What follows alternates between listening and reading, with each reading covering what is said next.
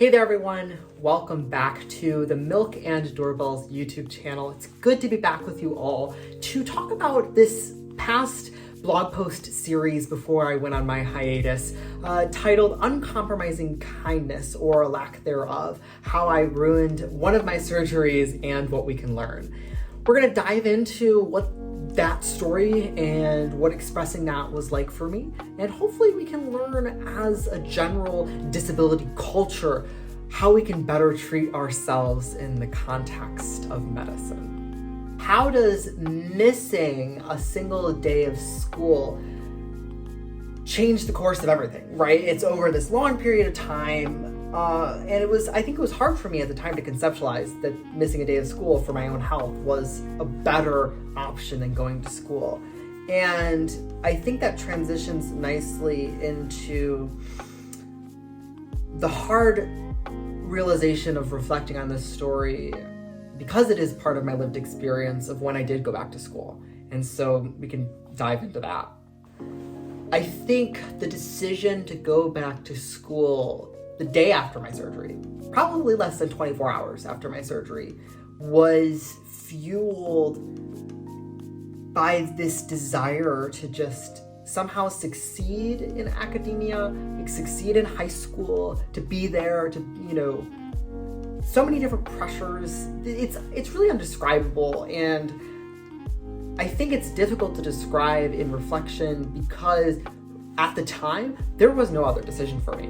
In my mind, I had made it up that school was the priority, not my health. And so even though people disagreed, I thought in my mind I am strong by demonstrating that I'm coming to school. I'm overcoming this disability or overcoming this impairment, this barrier, and I should be happy for that. However, looking back on it, it's a definite dissonance of priorities because you can't really be successful without having a good health, in my opinion. That is my opinion. And a lot of other people have shown otherwise. However, for me, recognizing it now, it's alarming that that was the kind of environment that I was in at the time. I think the line that hits me hardest in the second blog post is when I say, looking back, I knew my body was wasting away on me. The fact that I was able to write that in words, put it in a sentence in terms of reflection, courage, strength, resilience, I don't know how to describe it, but to say that at one point in your life, you saw yourself wasting away, your energy was depleted, your body was sort of leaving you in a sense. I think that's hard to admit. Easy to recognize, perhaps a little difficult to acknowledge, but hard to admit that the actions I had for myself, going back to school, that decision, I think admitting that's really hard. I wrap up the second blog post with kind of the explanation to what had come before. At the time, I did not know I had a disability.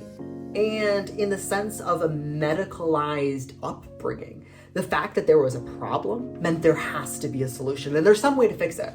And so by assuming that a surgery could easily fix something that was far more complex, not only on the medical level, but on the social level too, I had no clue what I was doing. I had no clue how my actions, what consequences or reactions they would have. And so I love the last line. I was living with a disability and I didn't even know it, because I think that speaks to a lot of people out there. They could have these unknown things, or they could think they're the only one that has this, and they don't recognize that that's a disability, and that comes with a particular culture, it comes with a particular understanding of yourself. So if you're out there and you are questioning if you have a disability, explore that within yourself. Explore those notions. Disability is really on a spectrum, and we have to acknowledge that. There are physical disabilities, there are neurodiverse conditions, there are chronic conditions, and recognizing that all of them are equally they are equally available on that spectrum means that we can have accessibility and have a discussion about that. And so take that time for yourself and really reflect. Am I living with a disability? Are the lived experiences that I have telling me that I'm living with a disability? Or are there certain aspects of society that are imprinting that upon me? Because I didn't know at the time, but I sure did have a disability in the terms of medical discourse. Socially, I was fine because it wasn't visible. So ask yourself those questions. I encourage journaling. I have many journals. I think I'll pull one out. So I found one of my yellow journals. These are my personal journals. I have greenish teal ones for like work and like mentorships and like career planning, because we all got to get on that sometime. But yes, go buy yourself a journal. These are the Lechtern. Of course, I'm German and I try to pronounce these things, but most of the time I'm not right. But that's okay. We're doing our best. So since most of you have the ability to read through my own personal stories, blog post 1 and 2 of these series, I want to spend the heart of this discussion upon what do we learn from this? What do we learn from my story? And what can we learn for ourselves? As I do in the 3rd blog post here, there is a lot of ownership. Ownership of accountability, ownership of responsibility in terms of what those actions at that time meant. Recognizing that, I've changed since then. That's not taking accountability. It's really owning up. That was me in 10th grade, and I did not take responsibility for my health. And that is a scary thing. Admitting that and acknowledging that can be difficult.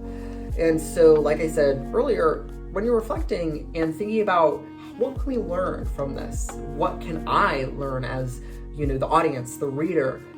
It's really to look back on those moments in life, whether it's centered around disability or broader contextual social spheres, and say, were there things that I did to myself in certain situations that I would view as wrong or not good? For lack of a better word, not good. And think about, can I take accountability? Can I take responsibility for those actions? And what can I take accountability and responsibility for those actions? Because of course, as I talk about in the blog post, there are institutions, medical institutions, academic institutions that describe and proscribe what had happened to me. But there are particular intrapersonal moments that we can kind of look at and say, oh my gosh, I recognize that for myself. And how does it play into the modern day person of being that I am? What story am I telling in the present while I reflect on my past? I want to talk about uncompromising kindness. I know that's kind of like a weird pairing of words, and that's okay. But talk about kindness. We could all have like that idea of, what does it mean to be kind? Those acts of kindness that we have. And so you can crystallize, a certain doing with kindness.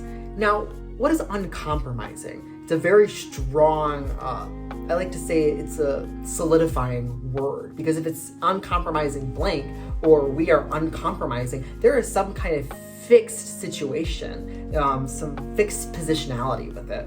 And so thinking about that, uncompromising kindness in the context of treating ourselves kind, I think it is the emphasis that no matter how hard or how difficult the things in our life are to acknowledge, or the things that are to come in the future, or the things in the moment, that we cannot break that kindness for ourselves. We cannot say that, it's fine to do this, even though it hurts us. I think for me personally, it's, when I go for my blood draws, I have a very specific routine, and I don't allow either other people or myself to be okay with deviating from that routine, because I know ultimately that will be unkind for me, because it will ultimately hurt me, and I'm not being kind for that. And of course, that doesn't mean you can just be like, nope, sorry, I have all these things going on and I can't do what you're saying. Like, that's not the vibe that we're getting at.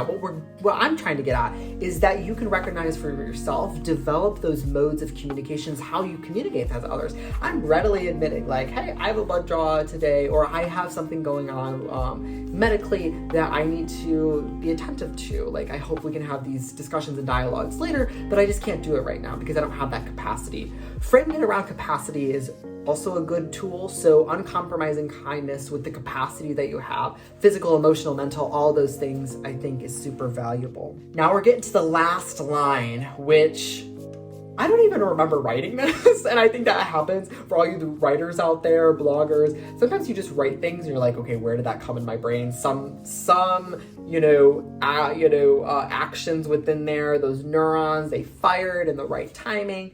So it says, I told my story of when my surgery went wrong, but that does not have to equate to things went bad.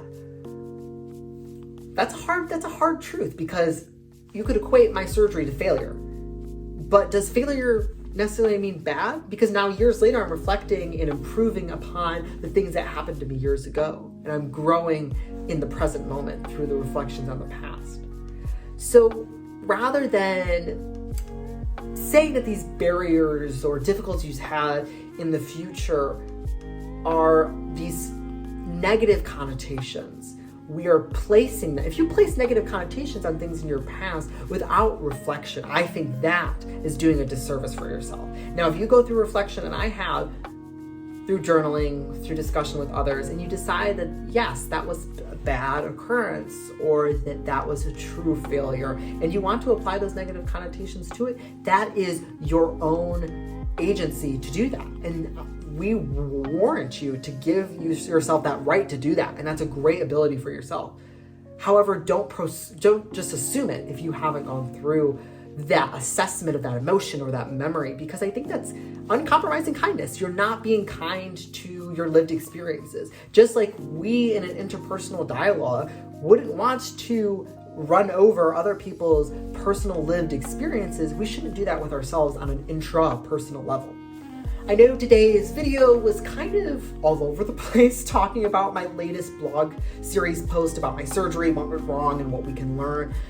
But I think it is just this thought experiment that you could have for yourself, an opportunity to journal, opportunity to reflect. And I think a lot of mediums they tell you what to think. They tell you where to direct yourself, but they don't give you the resources or agency to do that reflection. That's why I highly recommend, reading anything by Brené Brown or books that she recommends on her podcasts, because she doesn't tell you how you should feel. She doesn't tell you what direction you should feel. She gives you the resources to go on your own adventure, your own journey. And so hopefully this video today and what we discussed, whether it catalyzes or sparks a journey for you right now or 10 years down the line, I hope it's an opportunity for you, as you're reading my story, to reflect on your own.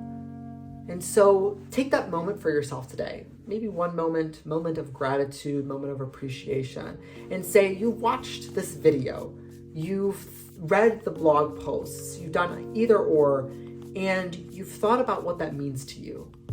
And that's the first step you can do in facilitating uncompromising kindness. Well, everyone, that was our video for today. As always, follow us on LinkedIn and Instagram, Milk and Doorbells. We'll be posting some more videos and hopefully blog posts in the near future. Got some exciting topics coming up here. So stay tuned and we'll see y'all later.